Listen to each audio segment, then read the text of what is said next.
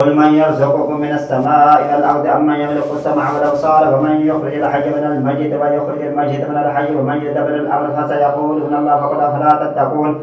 فذلكم الله ربكم الحق فماذا بعد الحق إلا الضلال فأنى تصرفون كذلك حقت كلمة ربك على الذين فاسقوا أنهم لا يؤمنون قل هل من شركائكم من يبدأ الخلق ثم يعيده قل الله يبدأ الخلق ثم يعيده فأنى تؤفكون قل هل من شركائكم من يهدي إلى الحق قل الله يهدي للحق فمن يهدي إلى الحق وحق أن يتبع من لا يهدى إلا أن يهدى فما لكم كيف تحكمون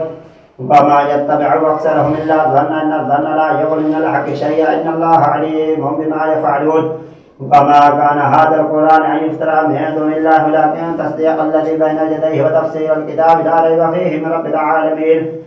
أم يقولون افتراه قل فاتوا بسورة من مثله وادعوا من استطعتم من دون الله إن كنتم صادقين بل كذبوا بما لم يحيطوا بعلمه ولما يأتهم تأويله كذلك كذب الذين من قبلهم فانظر كيف كان عاقبة الظالمين ومنهم من يؤمن به ومنهم من لا يؤمن به وربك أعلم بالمفسدين فإن كذبوك فقل لي عملي ولكم عملكم أنتم بريئون مما أعمل وأنا بريء مما تعملون ومنهم من يستمعون إليك أفأنت تسمع السم ولو كانوا لا يعقلون ومنهم من ينظر إليك أفأنت تهدي العمي ولو كانوا لا يبصرون إن الله لا يظلم الناس شيئا ولكن الناس أنفسهم يظلمون ويوم يحشرهم كأن لم يلبثوا إلا ساعة من النهار يتعارفون بينهم قد خسر الذين كذبوا بلقاء الله وما كانوا مهتدين فإما نرينك بعض الذين نعدهم أو نتوفينك فإلينا مرجعهم ثم الله شهيد على ما يفعلون ولكل أمة رسول فإذا جاء رسولهم قضي بينهم القسط وهم لا يظلمون ويقولون متى هذا الوعد إن كنتم صادقين قل لا أملك لنفسي ضرا ولا نفعا إلا ما شاء الله لكل أمة أجل إذا جاء فلا يستأخرون ساعة ولا يستقدمون قل أرأيتم إن أتاكم عذابه بياتا أو نهارا ماذا يستعجل منه المجرمون ثم إذا ما وقع آمنتم به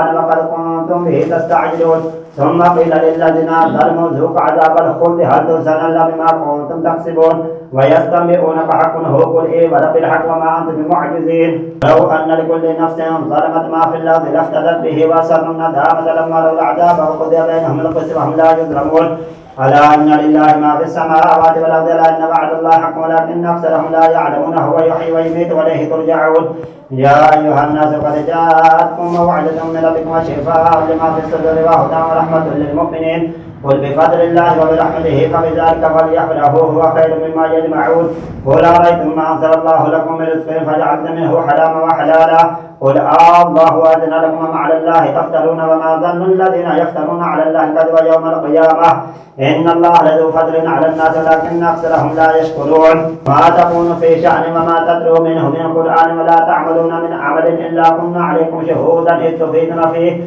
وما يعلم عن ربك من مثقال ذرة في الأرض ولا في السماء ولا أصغر من ذلك ولا أكبر إلا في كتاب مبين ألا إن أولياء الله لا خوف عليهم ولا هم يحزنون الذين آمنوا وكانوا يتقون لهم البشرى في الحياة الدنيا وفي الآخرة لا تبديل لكلمات الله ذلك هو الفوز العظيم ولا يحزنك قولهم العزة لله جميعا هو السميع العليم ألا إن لله ما في السماوات وما في الأرض وما يتبع الذين يدعون من دون الله شركاء يتبعون الأذان منهم لا يخرصون هو الذي جعل لكم الليل لتسكنوا فيه والنهار مبصرا إن في ذلك لآيات لقوم يسمعون قالوا اتخذ الله ولدا سبحانه والغني له ما في السماوات وما في الأرض إن عندكم سلطان بهذا تقولون على الله ما لا تعلمون قل إن الذين يفترون على الله الكذب لا يفلح المتاع في الدنيا ثم إلينا مرجعهم ثم نوزيكم عذاب الشديد بما كانوا يكفرون واتلوا عليهم نبأ نوح إذ قال لقومه يا قوم إن كان كبر عليكم مقامي وتذكري بآيات الله فعلى الله توكلت فاجمعوا أمركم وشركاءكم ثم لا يكن أمركم عليكم أمة ثم اقضوا إلي ولا تنذرون فإن تولت فما سألتم من أجر إن أجري إلا على الله وأمرت أن أكون من المسلمين فكذبوه فنجيناه ومن معه في الفلك وجعلناهم خلائف فأغرقنا الذين كذبوا بآياتنا فانظروا كيف كان عاقبة المنذرين ثم بعثنا من بعده رسلا إلى قومهم فجاءوهم بالبينات فما كانوا ليؤمنوا بما كذبوا به من قبل كذلك نتبع ولا قلوب المعتدين ثم بعثنا من بعدهم موسى وهارون إلى فرعون وملئه بآياتنا فاستكبروا وكانوا قوما مجرمين لما جاءهم الحق من عندنا قالوا إن هذا لسحر مبين قال موسى تقولون للحق لما جاءكم السحر هذا ولا يفلح الساحر قالوا أجئتنا لتلفتنا عما وجدنا عليه آباءنا وتكون لكم الكبرياء في الأرض وما نحن لك بمؤمنين. وقال فرعون ائت بكل ساحر عليم. فلما جاء السحرة قال لهم موسى ألقوا ما أنتم ملقون. فلما ألقوا قال موسى ما جئتم بالسحر إن الله سيبطله إن الله لا يسع من المفسدين ويحق الحق بكلماته ولو كره المجرمون. فما آمن لموسى إلا ذرية من قومه على خوف من فرعون وملئهم أن يفتنهم إن فرعون لعال في الأرض إنه لمن المسرفين. وقال موسى يا قوم إن كنتم آمنتم بالله فعليه توكلوا إن كنتم مسلمين. فقالوا على الله توكلنا ربنا لا تجعلنا فتنة للقوم الظالمين ونجنا برحمتك من القوم الكافرين. وأوحينا إلى موسى وأخيه أن تبوأ لقومكما بمصر بيوتا واجعلوا بيوتكم قبلة وأقيموا الصلاة وبشر المؤمنين. وقال موسى ربنا إنك آتيت فرعون وملأه زينة وأموالا في الحياة الدنيا ربنا ليضل عن سبيلك وربنا اطمس على أموالهم واشدد على قلوبهم فلا يؤمنوا حتى يروا العذاب الأليم. قال قد أجيبت دعوتكما فاستقيما ولا تتبعان سبيل الذين لا يعلمون. وجاوزنا ببني إسرائيل البحر فأتبعهم فرعون وجنوده بغيا وعدوا حتى إذا أدركه الغرق قال آمنت أنه لا إله إلا الذي آمنت به بنو إسرائيل وأنا من المسلمين. الآن وقد عصيت قبل وكنت من المفسدين فاليوم ننجيك ببدنك لتكون لمن خلفك آية وأن كثيرا من الناس أن آياتنا لغافلون. ولقد بوأنا بني إسرائيل مبوأ صدق ورزقناهم من الطيبات فما اختلفوا حتى جاءهم العلم إن ربك يقضي بينهم يوم القيامة فيما كانوا فيه يختلفون. فإن كنت في شك مما أنزلنا إليك فاسأل الذين يقرؤون الكتاب من قبلك لقد جاءكم الحق من ربك فلا تكونن من الممترين ولا تكونن من الذين كذبوا بآياتنا فتكون من الخاسرين. إن الذين حق عليهم كلمة ربك لا يؤمنون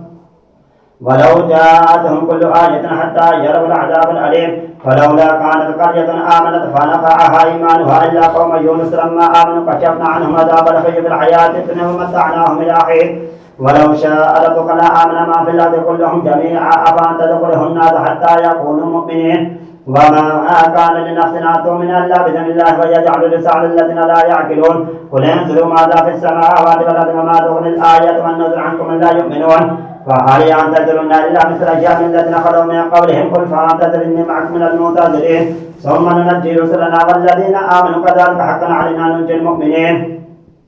قل يا أيها الناس إن كنتم في شك من دين فلا أعبد الذين تعبدون من دون الله ولكن أعبد الله الذي يتوفاكم وأمرت أن أكون من المؤمنين وأن أقم وجهك للدين حنيفا ولا تكونن من المشركين ولا تدع من دون الله ما لا ينفعك ولا يضرك فإن فعلت فإنك إذا من الظالمين. وإن يمسسك الله بضر فلا كاشف له إلا هو وإن يردك بخير فلا راد لفضله يصيب به من يشاء من عباده وهو الغفور الرحيم. قل يا أيها الناس قد جاءكم الحق من ربكم فمن اهتدى فلنفسه وما ضل فإنما يدل عليها وما أنا عليكم بوكيل. واتبع ما يوحى إليك واصبر حتى يحكم الله بيننا وهو خير الحاكمين. ألف لام را كتاب أحكمت آياته ثم فصلت من لدن حكيم خبير. ألا تعبدوا إلا الله إنني لكم منه نذير وبشير. وأن استغفروا ربكم ثم توبوا إليه يمتعكم متاعا حسنا إلى أجل مسمى ويؤتي كل ذي فضل فضلا وإن تولوا فإني أخاف عليكم عذاب يوم كبير.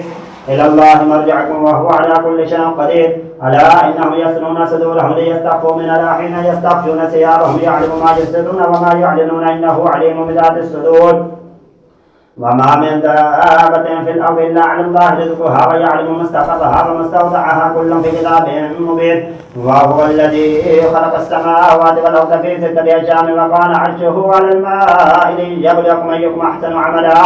ولئن قلت أنكم مبعوثون من بعد الموت ليقولن الذين كفروا إن هذا إلا سحر مبين. ولئن أخرنا عنهم العذاب إلى أمة معدودة ليقولن ما يحبسه على يوم يأتيهم ليس مصروفا عنه وحاق بهم ما كانوا به يستهزئون. ولئن أذقنا الإنسان منا رحمة ثم نزعناه منه إنه ليئوس كفور. ولئن أذقناه نعماء بعد ضراء مسته ليقولن ذهب السيئات عني إن لفرحا فخور. إلا الذين صبروا وعملوا الصالحات أولئك لهم مغفرة وأجر كبير. فلعلك ذلكم بعد ما يوحى إليك وضائق به صدرك أن يقولوا لولا أنزل عليه كنز أو جاء معه ملك إنما أنت نذير والله على كل شيء وكيل أم يقولون افتراه قل فاتوا بعشر سور مثله مفتريات ودعوا من استطعتم من دون الله إن كنتم صادقين فإن لم يستجيبوا لكم فاعلموا أنما أنزل بعلم الله بل لا إله إلا فأنتم مسلمون من كان يريد الحياة الدنيا وزينتها نوفي لهم أعمالهم فيها وهم فيها لا يبخسون أولئك الذين ليس لهم في الآخرة إلا النار وحبط ما صنعوا فيها وبعد ما كانوا يعملون أفمن كان على بينة من ربه ويتلوه شاهد منه ومن قبله كتاب موسى إماما ورحمة أولئك يؤمنون به ومن يكفر به من الأحزاب فالنار موعد فلا تخف مرية منه إن الحق من ربك ولكن أكثر الناس لا يؤمنون ومن أظلم ممن افترى على الله كذبا أولئك يعرضون على ربهم ويقول الأشهاد هؤلاء الذين قدوا على ربهم لا لعنة الله على الظالمين الذين يصدون عن سبيل الله ويبغونها عوجا وهم بالآخرة هم كافرون أولئك لم يكونوا معجزين في الأرض وما كان لهم من دون الله من أولياء يضاعف لهم العذاب ما كانوا يستطيعون ما كانوا يبصرون أولئك الذين خسروا أنفسهم وضل عنهم ما كانوا يفترون لا جرم أنهم في الآخرة هم الأخسرون إن الذين آمنوا وعملوا الصالحات وأخبتوا إلى ربهم أولئك أصحاب الجنة هم فيها خالدون مثل الفريقين كالأعمى والأصم والبصير والسميع هل يستويان مثلا أفلا تذكرون ولقد أرسلنا نوحا إلى قومه إني لكم نذير مبين لا تعبدوا إلا الله إني أخاف عليكم عذاب يوم أليم فقال الملأ الذين كفروا من قومه ما نراك إلا بشرا مثلنا وما نراك اتبعك إلا الذين هم أراذلنا بادي الرأي وما نرى لكم علينا من فضل بل نظنكم كاذبين قال يا قوم أرأيتم إن كنت على بينة من ربي وآتاني رحمة من عنده فعميت عليكم أن يلزمكموها وأنتم لها كارهون ويا قوم لا أسألكم عليه مالا إن أجري إلا على الله وما أنا بطارد الذين آمنوا إنهم ملاقو ربهم ولكن يراكم قوم تجهلون ويا قوم من ينصرني من إن إن تردتم فلا تذكرون ولا أقول لكم عندي خزائن الله ولا أعلم الغيب ولا أقول إني ملك ولا أقول للذين تزدري أعينكم لن يؤتيهم الله خيرا الله أعلم بما في أنفسهم إني زل من الظالمين قالوا يا نوح قد جادلتنا فاكثرت جدالنا فاتنا بما تعدنا إن كنت من الصادقين قال إنما يأتيكم به الله إن شاء وما أنتم بمعجزين ولا ينفعكم نصحي إن أردت أن أنصح لكم إن قال الله يريد أن يغويكم هو ربكم إليه ترجعون أم يقولون افتراه قل إن افتريته فعلي جرامي وأنا بريء مما تجرمون وأوحي إلى نوح أنه لن يؤمن من قومك إلا من قد آمن فلا تبتئس بما كانوا يفعلون واصنع الفلك بأعيننا ووحينا ولا تخاطبني في الذين ظلموا إنهم مغرقون ويصنع الفلك وكلما مر عليه ملأ من قومه سخروا من قال إن تسخروا منا فإنا نسخر منكم كما تسخرون فسوف تعلمون من يأتيه عذاب يخزيه ويحل عليه عذاب مقيم حتى إذا جاء أمرنا وفارت التنور قل نحمل فيها من كل زوجين اثنين وأهلك لما سبق عليهم قالوا ومن آمن وما آمن معه إلا قليل وقال اركبوا فيها بسم الله مجريها ومرساها إن ربي لغفور رحيم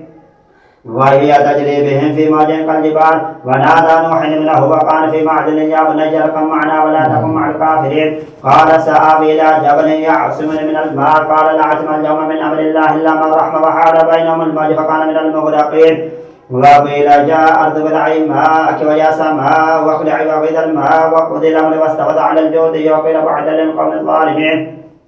ونادى نوح ربه فقال رب إن ابني من أهلك إن وعدك الحق وأنت أحكم الحاكمين قال يا نوح إنه ليس من أهلك إنه عملك صالح فلا تسأل ما ليس لك به علم إني أعظك أن تكون من الجاهلين قال رب إني أعوذ بك أن أسألك ما ليس لي به علم ولا تغفر لي وترحمني أكن من الخاسرين قيل يا نوح اهبط بسلام منا وبركات عليك وعلى أمم من معك وأمم سلمتهم ثم يمسهم منا عذاب أليم تلك من أنباء الغيب نوحيها إليك ما كنت تعلمها أنت ولا قومك من قبل هذا فاصبر إن العقل للمتقين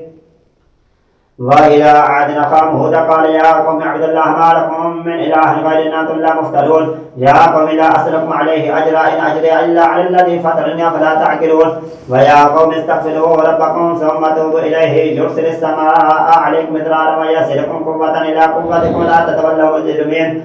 قالوا يا هود ما جئتنا ببينة وما نحن بتاركي آلهتنا عن قولك وما نحن لك بمؤمنين إن نقول إلا اعتراك بعد آلهتنا بسوء قال إني أشهد الله واشهد أني بريء مما تشركون من دونه فكيدوني جميعا ثم لا تنزلون إني توكلت على الله ربي وربكم ما من دابة إلا هو آخذ بناصيتها إن ربي على صراط مستقيم فإن تولوا فقد أبلغتكم ما أرسلت به إليكم ويستخلف ربي قوما غيركم لا تضرونه شيئا ربي على كل شيء حفيظ فلما جاء أمرنا نجينا هودا والذين آمنوا معه برحمة منا ونجيناهم من عذاب غليظ وتلك عاد جحدوا بآيات ربهم وعصوا رسله واتبعوا أمر كل جبار عنيد وأتبعوا في هذه الدنيا لعنة ويوم القيامة لا إن عادا كفروا ربهم لا بعد لعاد قوم هود وإلى ثمود أخاهم صالحا قال يا قوم اعبدوا الله ما لكم من إله غيره إن أنتم إلا مفترون يا قوم لا لكم من إله غيره وأنشأكم من إله غيره هو أنشأكم من الأرض واستعملكم فيها فاستغفروه ثم توبوا إليه إن ربي قريب مجيب قالوا يا صالح قد كنت فينا مرجما قبل هذا تنهانا أن نعبد ما يعبد آباؤنا وإننا لفي شك مما تدعونا إليه مريب قال يا قوم أرأيتم إن كنت على بينة من ربي وآتاني منه رحمة فمن ينصرني من الله إن عصيته وما تزيدونني غير تقصير ويا قوم هذه ناقة الله لكم آية فذروها تأكل في أرض الله ولا تمسوها بسوء فيأخذكم عذاب قريب فعقروها فقال تمتعوا في داركم 3 أيام ذلك وعد غير مكذوب فلما جاء أمرنا نجينا صالحا والذين آمنوا معه برحمة منا ومن خيام جنة ربك هو القوي العزيز وأخذ الذين ظلموا الصيحة فاصبحوا في دارهم جاثمين كأن لم يغن فيها ألا إن ثمود ربك فبعنا بعدا لثمود ولقد جاءت رسلنا إبراهيم بالبشرى قالوا سلاما قال سلام فما لبث أن جاء بعجل حديد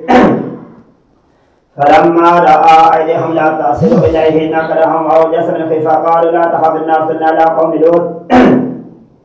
وامرأته قائمة فضحكت فبشرناها بإسحاق ومن وراء إسحاق يعقوب قالت يا ويلتى ألد وأنا عجوز وهذا بعد شيخ إن هذا لشيء عجيب قالوا أتعجبين من أمر الله رحمة الله وبركاته عليكم أهل البيت إنه حميد مجيد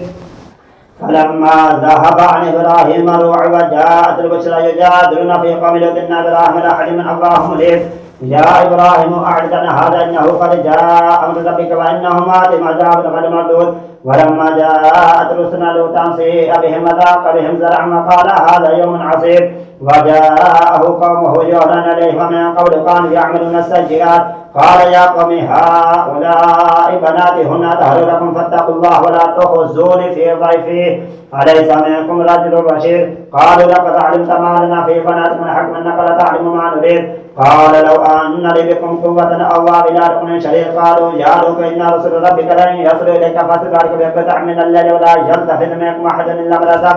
إنه مصيبها ما أصابهم إن موعدهم الصبح وليستووا بقريب فلما جاء أمرنا جعلنا عليها سافلها وامطرنا عليها حجارة من سجل منضود مستوفمة عند ربك وما هي من الظالمين ببعيد وإلى مدين أخاهم شعيبا قال يا قوم اعبدوا الله ما لكم من إله غيره ولا تنقصوا المكيال والميزان إني أراكم بخير إني أخاف عليكم عذاب يوم محيط ويا قوم أوفوا المكيال والميزان ولا تبخسوا الناس أشياءهم ولا تأتوا بالأرض مفسدين بقية الله خير لكم إن كنتم مؤمنين وما أنا عليكم حفيظ قالوا يا شعب الصلاة فتأمرك أن نترك ما يعبد آباؤنا أو أن نفعل في أموالنا ما نشاء إنك أنت الحليم الرشيد قال يا قوم أرأيتم إن كنت على بينة من ربي إن كنت على بينة من ربي ورزقني منه رزقا حسنا وما أريد أن أخالفكم إلى ما أنهاكم عنه إن أريد إلا الإصلاح ما استطعت وما توفيقي إلا بالله عليه توكلت وإليه أنيب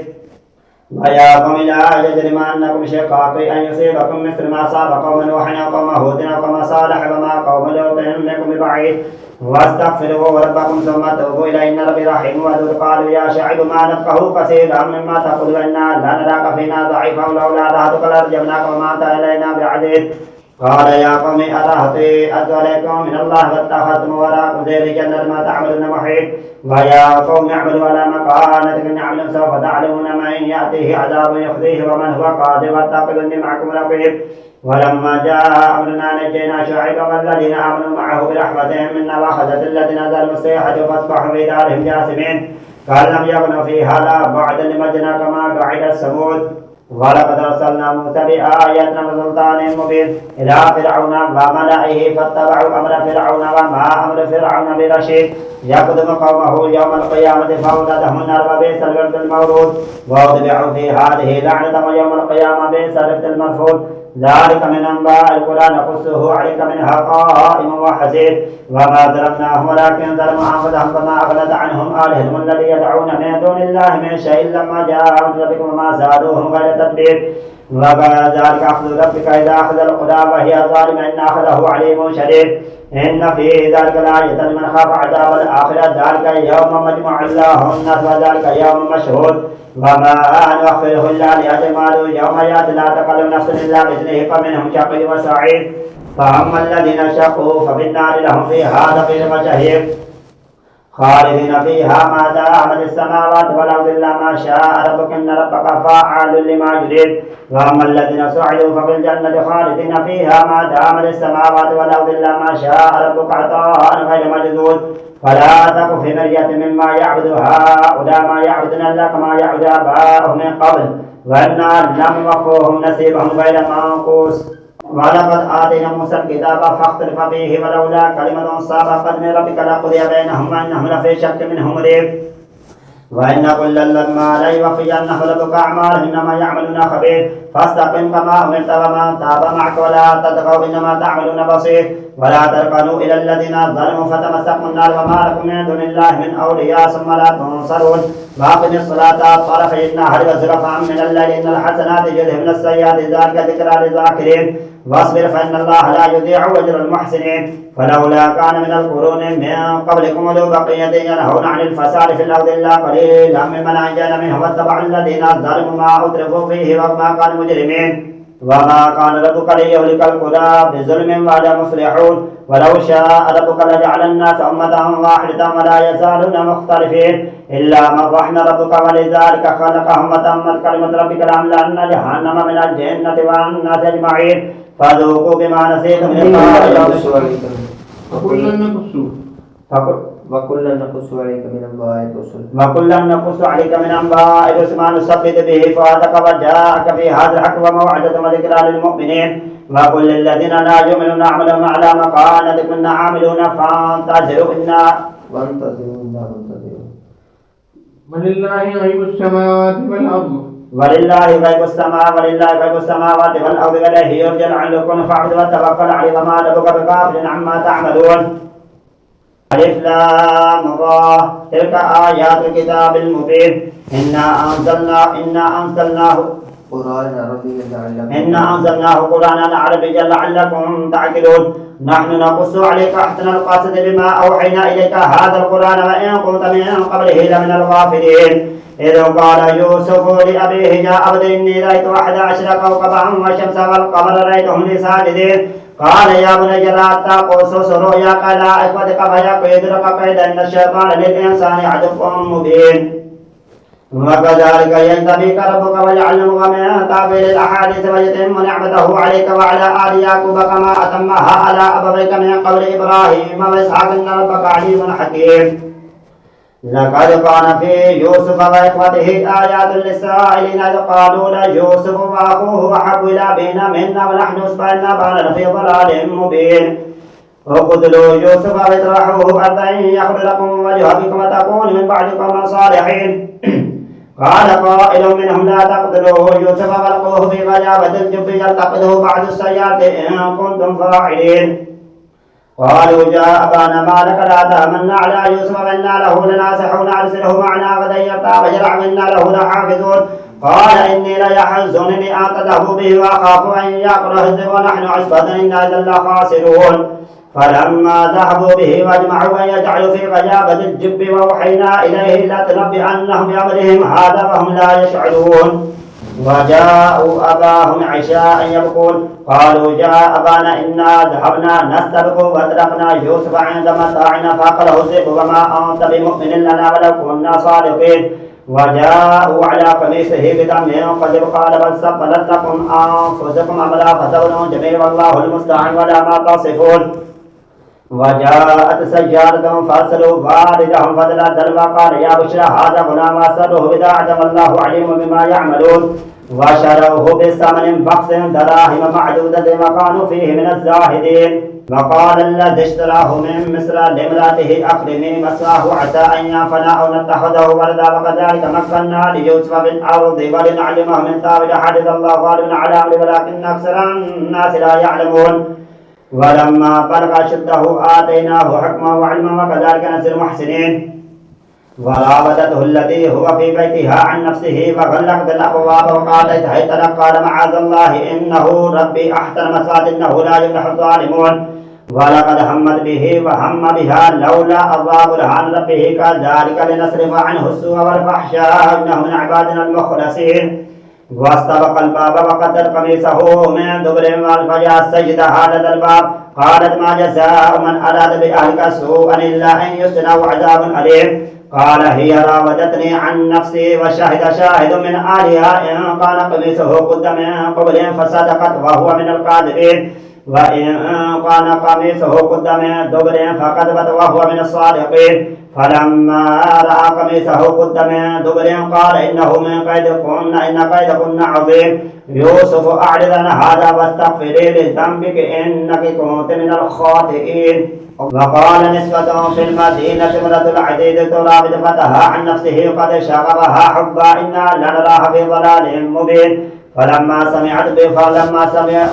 سمعت بمكرهن أرسلت إليهن وأعددت لهن متكئا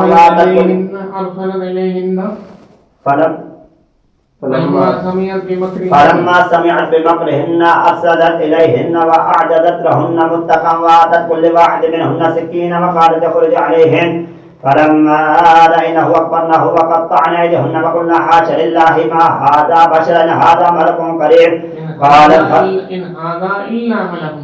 إن هذا إلا ملك كريم قالت فذلكن الذي لمتنني فيه ولقد راودته عن نفسه فاستعتم ولئن لم يفعل ما أمره ليسجنن وليكون من الصاغرين قال رب السجن أحب إلي مما يدعونني إليه وإلا تصرف عني كيدهن أصب إليهن وأكن من الجاهلين فاستجاب له ربه فصرف عنه كيدهن إنه هو السميع العليم ثم بدا لهم من بعد ما رأوا الآيات ليسجننه حتى حين ودخل معه السجن فتيان قال أحدهما إني أراني أحصل خمرا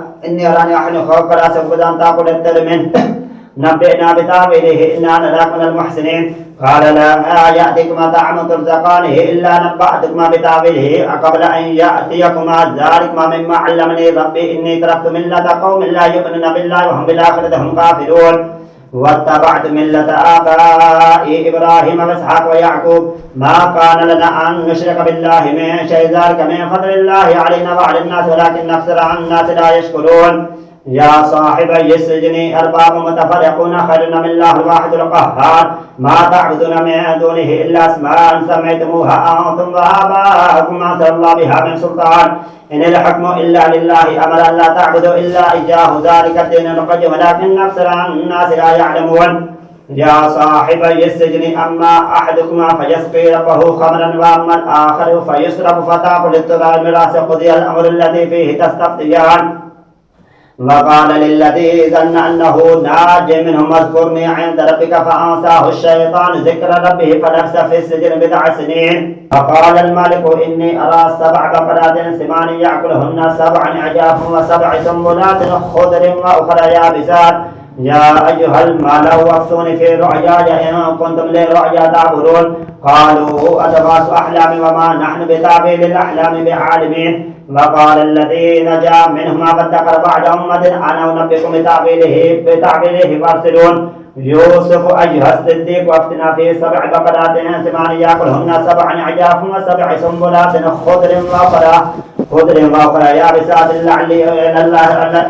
خضر وأخرى يابسات لعلي أرجع إلى الناس لعلهم يعلمون قال تزرعون 7 سنين دابا فما حصدتم فذروا في سبل الله قليلا مما تأكلون ثم يأتي من بعد ذلك 7 شداد يأكلن ما قدمتم لهن إلا قليلا مما تحسنون ثم يأتي من بعد ذلك عام فيه يغاث الناس وفيه يعصرون وقال الملك ائتوني به فلما جاء الرسول قال ارجع إلى ربك فاسأله ما بال النسوة اللاتي قطعن أيديهن إن ربي بكيدهن عليم قال ما خطبكن إذ راودتن يوسف عن نفسي قلنا حاشا لله ما علمنا عليه من سوء قالت امرأة العزيز الآن حس الحق أنا راودته عن نفسه فإنه لمن الصادقين